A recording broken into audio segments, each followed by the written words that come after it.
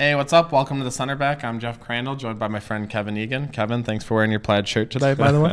Happy to be here as always. The Chicago Fire come off a 1-1 draw in the heat of Houston on Saturday night. Talk about the hard-earned point, Kevin. Yeah, unbelievably hard-earned point. Houston, never an easy place to go, as we know, but to bounce back the way we did after conceding a goal, just 2 minutes later, Magic Mike gets on the end of a wonderful Patrick Nyako move. And Nyako was maybe at fault a little bit in the goal, Weaver's goal, that came from a defensive breakdown. And certainly Patrick wasn't tracking back, and it allowed Davis get in and get the cross off to Weaver. And to score 2 minutes after that for Patrick to pick the pocket of Corey Ash and get the cross in, I mean, it was just brilliant character. So a wonderful point, hard-earned point, very important that Houston didn't get all 3 points. Now attention moves to Philadelphia, but I think the players will be very, very pleased. On Saturday, Kevin, Mike McGee moves back into a tie for the MLS Golden Boot lead with Camilo of Vancouver on 13 goals. He now has 7 in the Fire shirt compared to his 6 with LA earlier this season. And it's good timing for Mike as he heads to Kansas City for the MLS All-Star game on Wednesday.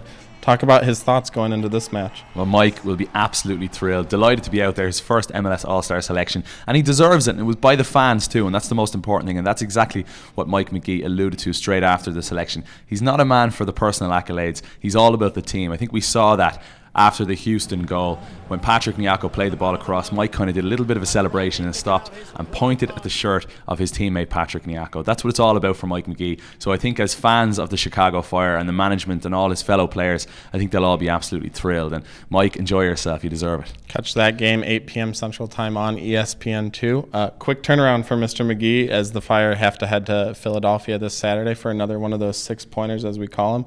2 Fire losses to the Union back in May and back-to-back weeks.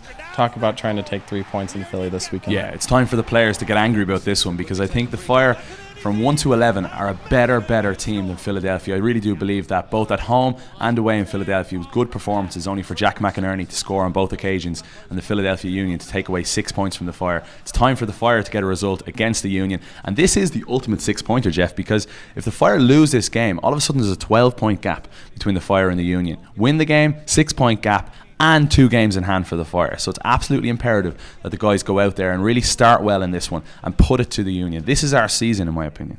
Fresh off Sunday's Gold Cup championship with the U.S. men's national team, Sean Johnson should return to the sticks for the Fire on Saturday night. Catch that game live, 6 p.m. Central Time on My 50 with this guy and Dan Kelly on the call. For Kevin Egan, I'm Jeff Crandall. We'll catch you next week on the Centerback. Cheers.